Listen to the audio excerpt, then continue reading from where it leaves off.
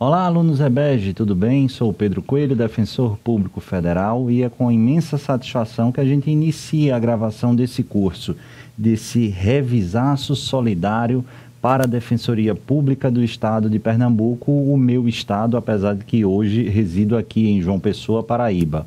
De início, eu quero dar, logicamente, as boas-vindas aos senhores e senhoras, mas, sobretudo, fazer um agradecimento. Um agradecimento, primeiro, por vocês terem nos confiado o estudo, né, a oportunidade de participar dessa preparação, especialmente voltada a esse último mês, esses últimos dias, e me comprometo aqui perante os senhores e senhoras a dar o máximo de esforço possível para que a gente consiga antecipar algumas questões que vocês vão encontrar, assim eu espero, no dia da prova, no dia do concurso da prova objetiva da Defensoria do Estado de Pernambuco. Conforme eu coloquei lá na apresentação, a estrutura das aulas, a estrutura desse curso, a estrutura das nossas apostas não tem muito mistério e é calcada fundamentalmente em alguns pilares. Primeiro, a atualização jurisprudencial. Os senhores sabem que o SESP e SEBRASP tem verdadeiro fetiche com inovações ou com posicionamentos jurisprudenciais, normalmente aqueles dos últimos 18, 20 ou 24 meses. Por isso, a gente se pautou não exclusivamente nessas novidades jurisprudenciais, mas, claro, vocês perceberão que a gente vai dar uma abordagem e revisitar temas que são caros aos tribunais superiores e, logicamente, também são apreciados pela banca do certame para o qual vocês concorrerão. A outra perspectiva, ou melhor, colocando o outro pilar, foi a realização, eu fiz um verdadeiro estudo das últimas provas do SESP, especialmente, mas não exclusivamente, das provas do SESP de Defensoria Pública e de Magistratura. Por que, Pedro, de Defensoria Pública e de Magistratura? Porque, estatisticamente, a gente tem percebido que, muitas vezes, o SESP repete tema e até mesmo a literalidade de algumas questões realizadas em prova da magistratura organizada pela referida organizadora e, depois ou posteriormente, coloca também em provas de defensoria. E, por fim, claro, um outro pilar, além de novidades legislativas, é fundamentalmente apostas minhas. Vocês sabem, claro, eu como professor, sobretudo de processo penal, e sempre busco estudar execução penal, direito penal, dentre outras matérias, para o trabalho na defensoria ou por simplesmente gostar dessas áreas, também tenho apostas, feelings, percepções de que aquele tema, apesar de não estar na primeira ordem do dia dos tribunais ou da própria organizadora, ele tem cara de prova e assim eu entendo que é pertinente a abordagem trabalhar aqui com vocês.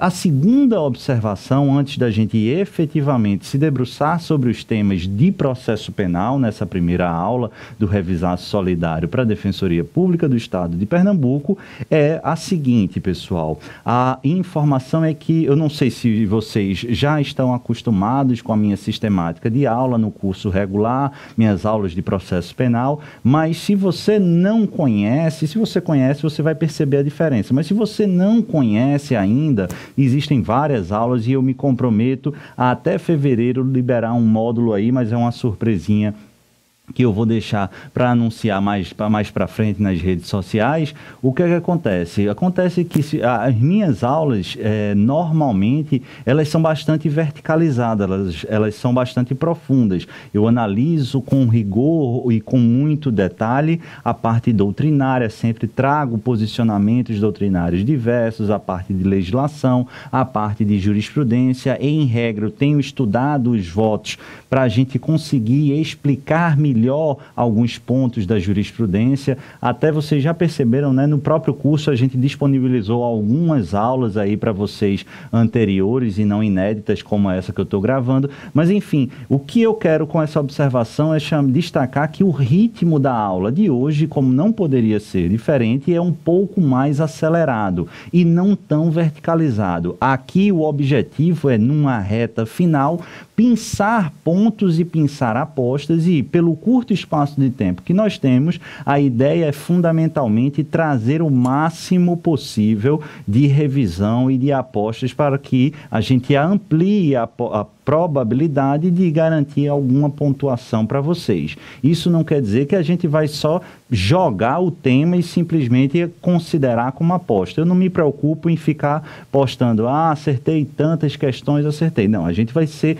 num ritmo razoável para bom, mais rápido do que o normal, mas claro, sem perder a linha e o foco no principal objetivo, que é revisar e ensinar. Mas, por exemplo, eu vou abordar uma questão de formação de coisa julgada no arquivamento do inquérito policial. Eu não vou falar do arquivamento, não vou falar todas as estruturas do arquivamento, o que é coisa julgada. A gente vai apontar a divergência do STJ, do Supremo, tentar explicar, mas passar para o próximo ponto. Beleza, pessoal? De toda forma, se vocês acharem que está muito rápido, o online tem essa grande vantagem que vocês vão poder pausar e assistir, inclusive, 2 vezes cada aula. Tudo bem, pessoal? E o terceiro e último aviso, agora é compromisso, é agradecer sinceramente a vocês, porque muito mais do que revisar para essa prova, e eu espero que isso seja o grande objetivo, e eu vou me esmerar para atender a essa expectativa, é que esse é um revisaço solidário.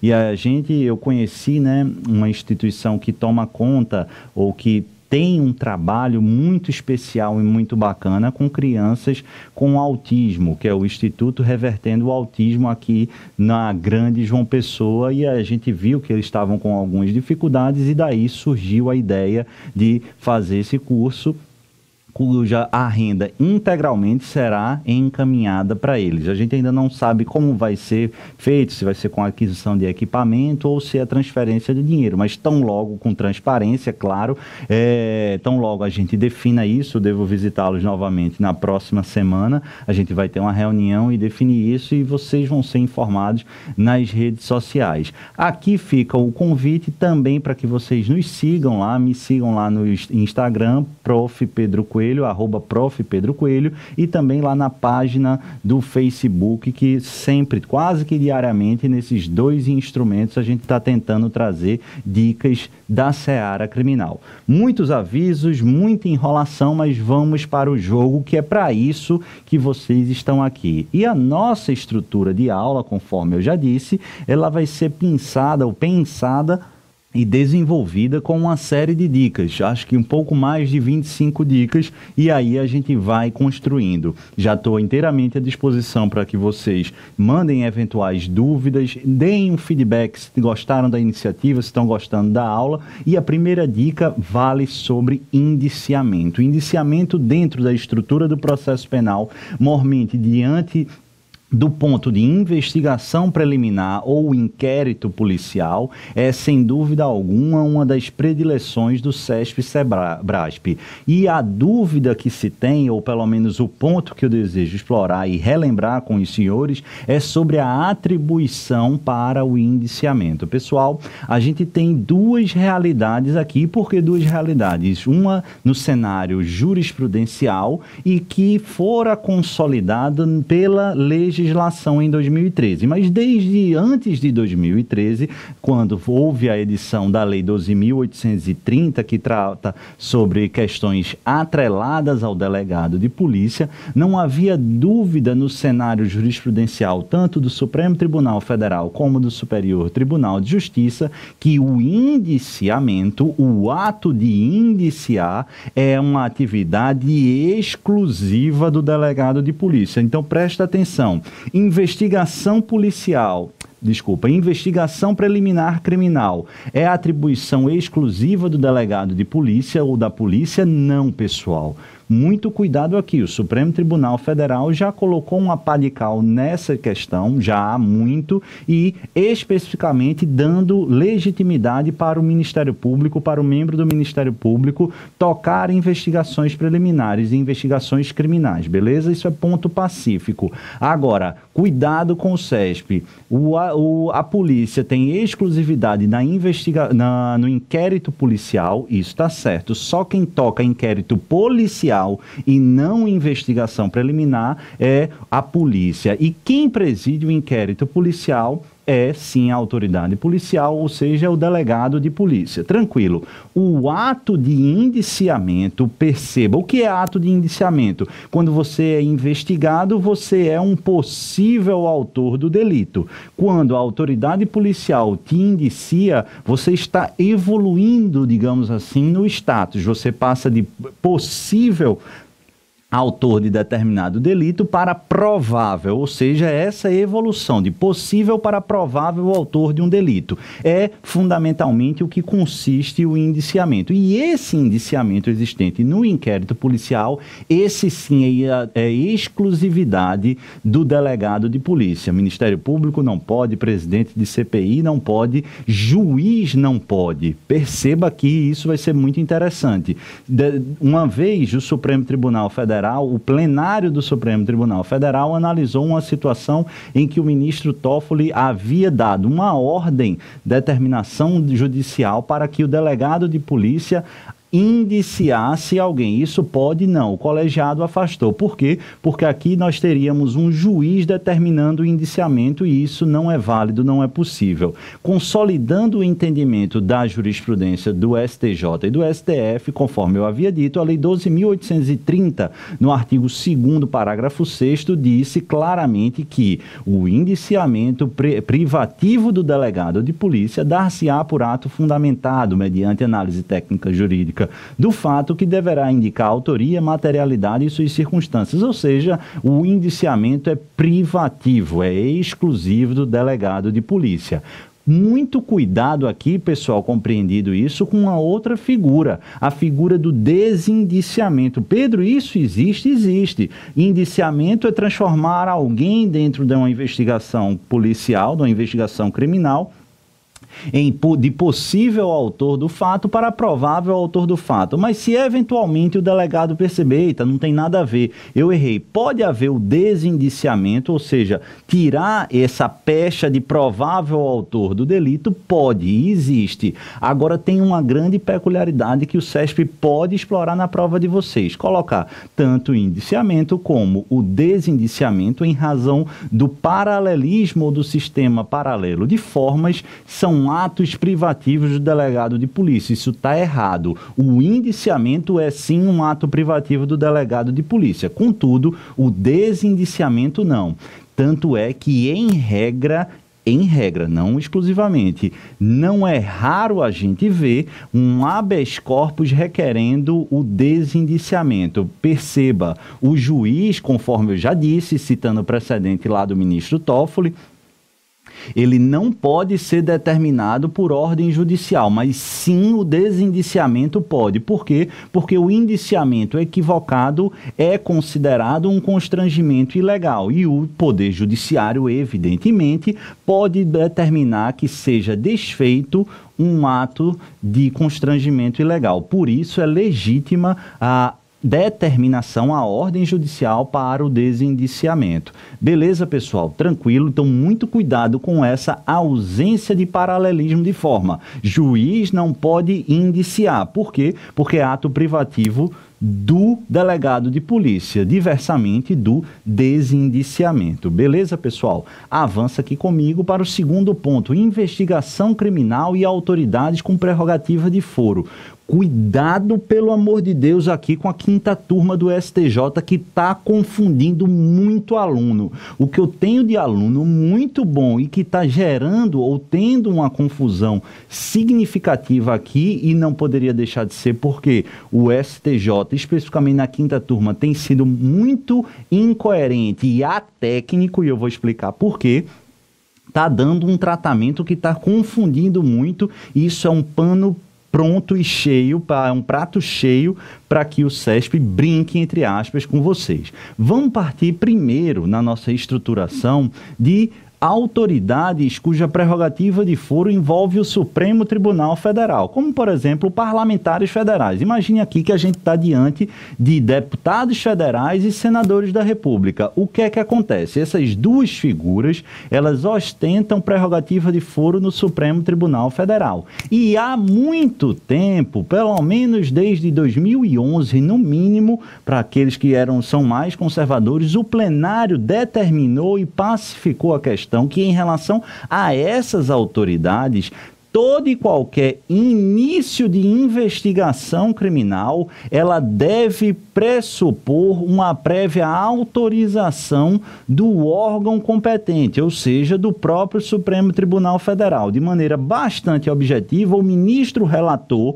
da investigação, ele deve, antes do início efetivo da prática das diligências investigativas, deve haver uma prévia autorização. E perceba que não é apenas para iniciar a investigação que essa autorização prévia é imprescindível. O STF foi além, disse que além do início da investigação, também para que sejam indiciadas as autoridades com prerrogativa de foro no Supremo Tribunal Federal, é imprescindível a prévia autorização. Então, eu quero investigar um deputado, eu quero investigar um senador, eu preciso uma prévia autorização do ministro, uma prévia autorização do Supremo Tribunal Federal. Durante a investigação resta combinado ou construído um arcabouço investigativo que aponta para a probabilidade de ser aquele deputado, aquele senador, autor do delito, eu preciso de uma prévia autorização do Supremo para fazer o indiciamento. Tranquilo, pessoal? Beleza, mas Pedro, se isso é pacificado, o que é que está havendo? Cuidado aqui, isso em relação ao Supremo, ou seja, autoridades com prerrogativa de foro no STF e as demais autoridades. Pessoal, aqui é que começa a complicar. Por quê? Porque o STJ, de maneira coerente em sua maioria, seguiu o mesmo raciocínio. É como diria minha avó, lá desde que eu era criança.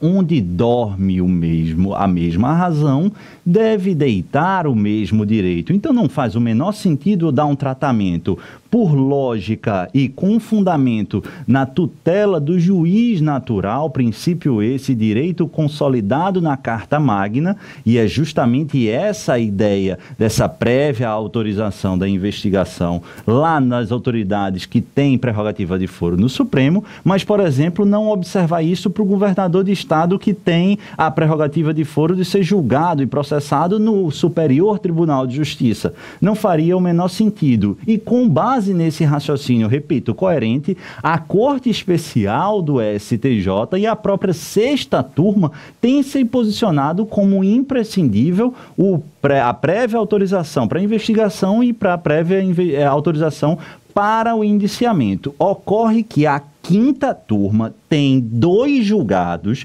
especificamente, que já foram publicados, um em informativo, e é esse que causou a confusão toda, se posicionando que, diferentemente das autoridades que têm prerrogativa de foro fora ou diversa do Supremo, ou diferentemente, repito, das autoridades que têm prerrogativa de foro no Supremo Tribunal Federal, as demais autoridades não precisam de prévia autorização para o início da investigação ou indiciamento. Perceba que o STJ, na quinta turma, nesse julgado, está dissonante da ratio do Supremo Tribunal Federal, da Corte Especial do STJ e da sexta turma. O que é que acontece? Toma muito cuidado, porque o CESP, ele tende a perguntar, fazer a seguinte assertiva: de maneira uniforme, a jurisprudência dos tribunais superiores vem se posicionando da imprescindibilidade da prévia autorização dos órgãos judicantes em que as autoridades são ou tem o que ser um juiz natural para julgamento dessas autoridades como imprescindível para as investigações. E aí não há uniformidade. Por quê? Porque a quinta turma vem assim se posicionando. Mas também não vamos confundir e imaginar que esse julgamento ou essa decisão ou esse posicionamento da quinta turma é majoritário e tampouco pacífico. É minoritário, é dissonante da Corte Especial, é dissonante da sexta turma, mas ele pode gerar uma confusão aqui. De maneira esquematizada, eu coloquei aí essa tabelinha aqui mostrando entendimento do Supremo Tribunal Federal, esse aqui não tem a menor dúvida, e da sexta turma do STJ também, além da própria Corte Especial nessa ação penal 675, julgado em 2015 e publicado no ano 2016. De outra sorte, o julgado ao qual eu mencionei que fora publicado no informativo do STJ é o seguinte: o recurso especial 1.563.962 lá do Rio Grande do Norte. De maneira bem rápida aqui, lê comigo. A ausência de norma condicionando a instauração de inquérito policial à prévia autorização do Judiciário revela a observância ao sistema acusatório adotado pelo Brasil, o qual prima pela distribuição das funções de acusar, defender e julgar a órgãos distintos. Conforme a orientação do STF, eu vou comentar isso aqui, tá? No julgamento da medida cautelar na ADI 5104 do lado de Brasília, condicionar a instauração de inquérito a uma autorização do Poder Judiciário institui modalidade de controle judicial prévio sobre a condução das investigações em aparente violação ao núcleo essencial do princípio acusatório. Pessoal, com a devida vênia, essa justificativa da quinta turma, ela, eu não vou dizer inescrupulosa porque é muito pesado, mas ela tem má fé ou desconhecimento.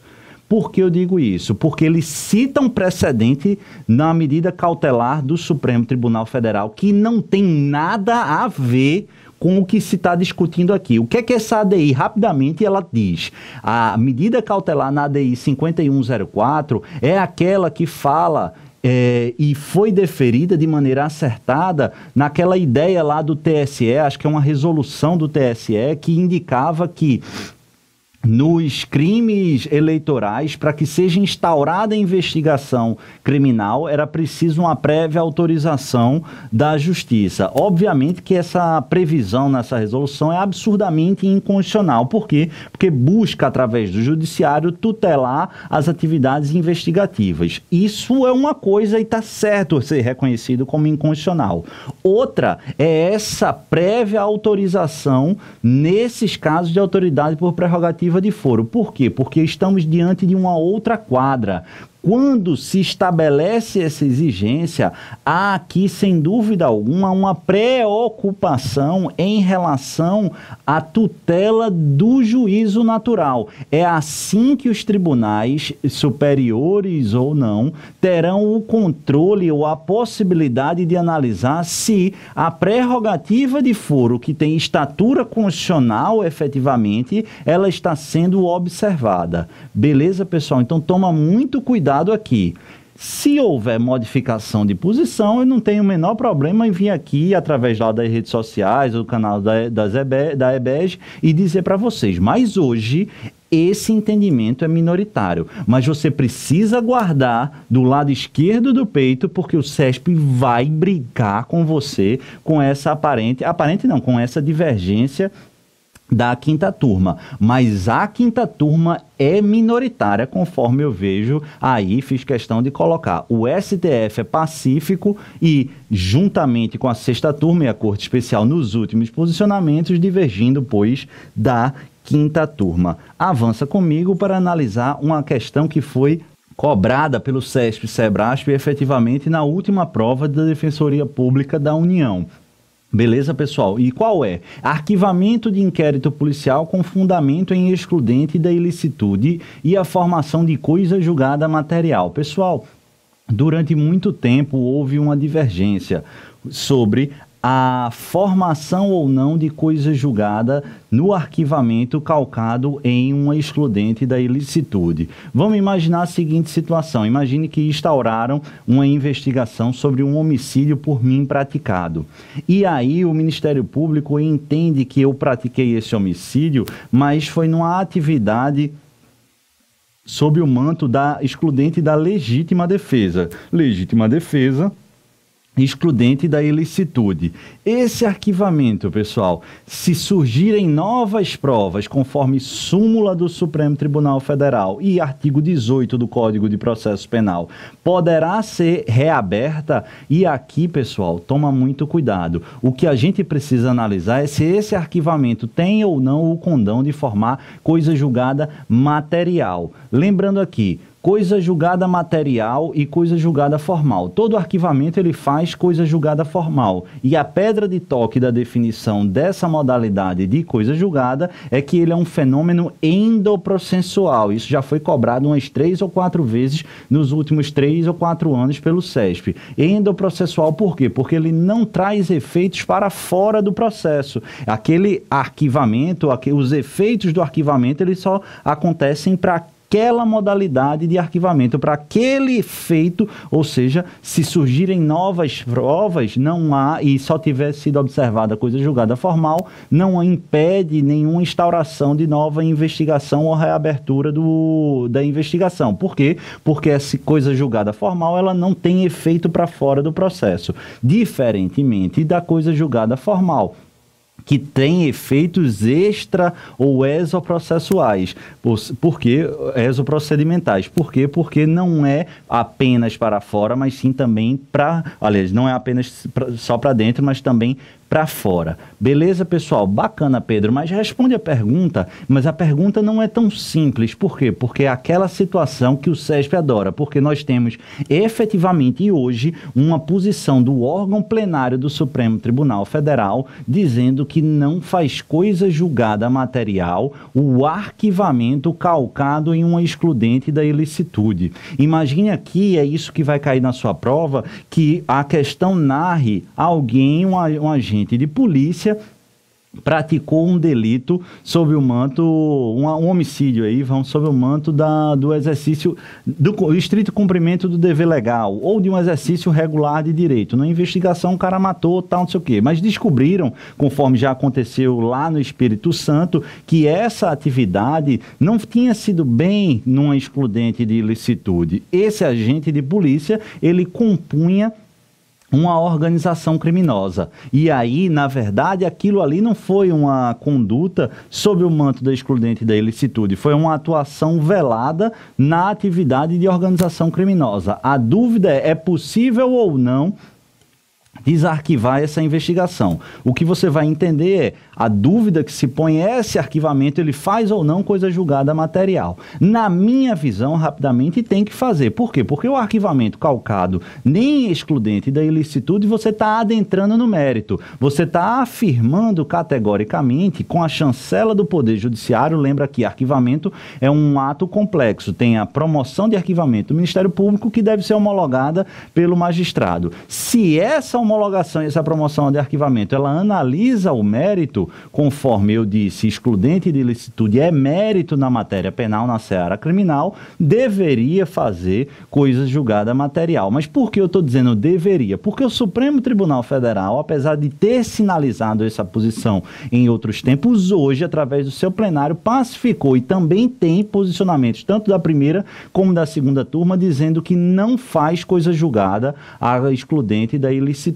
Beleza, pessoal? Então toma muito cuidado, porque é isso que vai cair na sua prova. Se perguntarem sobre o Supremo, destaque no seu material que o arquivamento calcado em excludente de ilicitude não faz coisa julgada. Mas destaque, porém, de outra sorte, que o STJ, ele diverge do Supremo, tá, pessoal? Ou seja, arquivamento calcado em excludente da ilicitude para o Supremo Tribunal Federal não faz coisa julgada material. Para o STJ, o Superior Tribunal de Justiça, sem dúvida alguma, na hora da sua prova, você vai dizer o quê? Que faz coisa julgada material. Aqui a gente pode ter 3 tipos de pergunta. Se perguntar o posicionamento do STJ, você vai dizer que faz coisa julgada material. Se você for perguntado sobre o posicionamento do Supremo, não faz coisa julgada material. E se perguntarem de maneira uniforme a posição dos tribunais superiores, não há uniformidade. Se a questão começar assim, sobre o arquivamento calcado em excludente da ilicitude,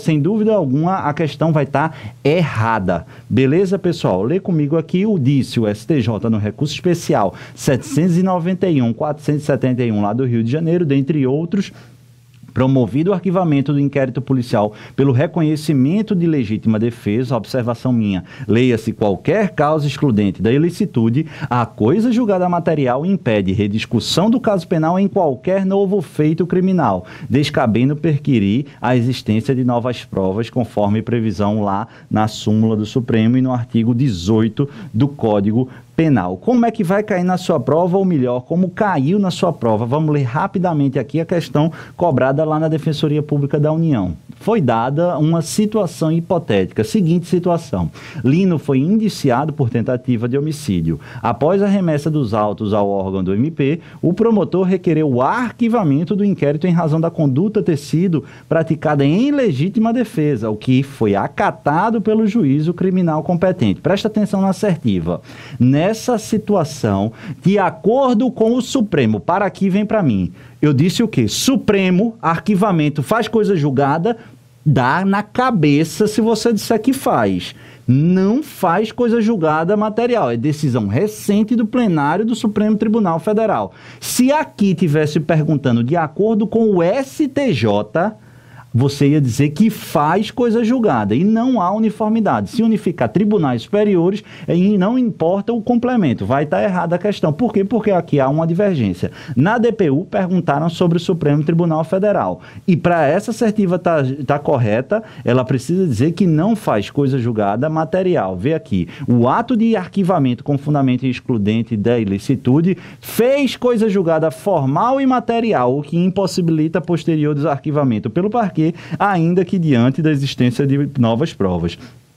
Essa assertiva estaria certa se a gente trocar o STF pelo STJ. Como está predindo a posição do STF, a assertiva é errada. Por quê? Porque só faz coisa julgada formal, endoprocessual, não havendo que se falar em coisa julgada material. Avança aqui comigo: disponibilização de material pornográfico envolvendo criança ou adolescente através da internet. A competência da Justiça Federal ou competência estadual? Pessoal, competência é um tema que vive caindo em prova e é, sem dúvida alguma, dos mais importantes. Eu não conheço prova de defensoria que, ou na prova objetiva, ou na prova subjetiva, ou na prova oral, não caia uma questão de competência. Particularmente, até para fins práticos, esse é o ponto do processo penal que eu acho mais importante e complexo. Por quê? Porque a quantidade de julgado é absurdamente gigante. Para vocês terem uma ideia, eu estou acabando de gravar o módulo de competência para um curso que eu quero lançar aqui de processo penal, e foram, acho que 10 ou 11 aulas de competência, e eu queria e tinha mais conteúdo, eu tive que esticar e espremer porque é muita coisa e muito importante. Se você entende competência, na minha visão, você vai entender qualquer assunto de processo penal. E esse é um ponto muito caro para as defensorias. Presta atenção aqui, não vou dar para, obviamente, não dá para fazer uma revisão de competência aqui, senão a gente passava o dia todo. Mas eu quero que vocês entendam, lembra o seguinte: a competência da Justiça Estadual é residual. Ou seja, para que a gente saiba quando haverá competência da Justiça Estadual, eu preciso primeiro analisar se não há uma hipótese de competência das outras justiças, Justiça Militar, Justiça Eleitoral e, sobretudo, Justiça Federal. Não se encaixando nessas hipóteses excepcionais, vai cair para a vala residual comum, que é a Justiça Estadual. E nesse ponto aqui, a gente precisa analisar se essa disponibilização de material pornográfico envolvendo criança ou adolescente através da internet, ela se amolda aos requisitos do artigo 109, artigo 5º da Constituição, que diz o seguinte: é competência do juiz federal de primeiro grau os crimes previstos em tratado ou convenção internacional, é o primeiro requisito,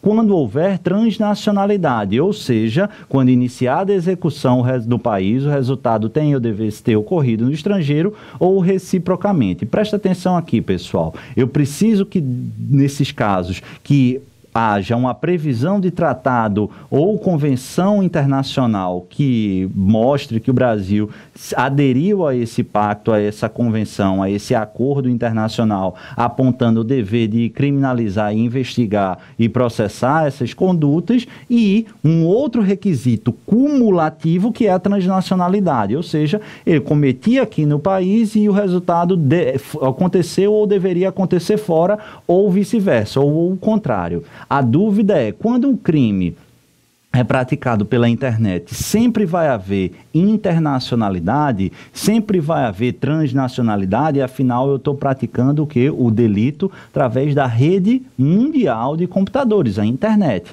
Presta atenção, primeira observação, esse crime de disponibilização de material pornográfico envolvendo criança e adolescente tem previsão em tratado e convenção? Sim, questão pacificada tanto no Supremo como no STJ, afinal o Brasil é subscritor de uma série de tratados e convenções e acordos internacionais, se responsabilizando em investigar e punir e processar condutas que atentem à dignidade, inclusive dignidade sexual, de crianças e adolescentes. Sobre esse primeiro requisito não temos dúvida. E agora sobre a internet. Pessoal, o Supremo Tribunal Federal pacificou a questão dizendo que a regra é que esses crimes praticados pela internet, eles sim, lá do ECA, né, esse específico crime, ele sim vai ter potencial internacionalidade, potencial transnacionalidade, mas não é sempre que vai haver a competência da Justiça Federal. Imagine aqui, por exemplo, que alguém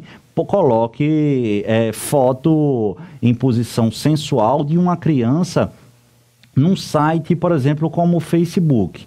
Percebo que quando eu coloco essa foto lá no Facebook ou em qualquer site aí, o que é que acontece? Qualquer pessoa do planeta vai poder ter acesso a essas fotos. Pedro, mas se na prática a gente comprovar que ninguém de fora do país visitou, pouco importa, basta a potencial internacionalidade, disse o Supremo Tribunal Federal, razão pela qual esse meu exemplo claramente vai gerar o quê? Competência da Justiça Federal.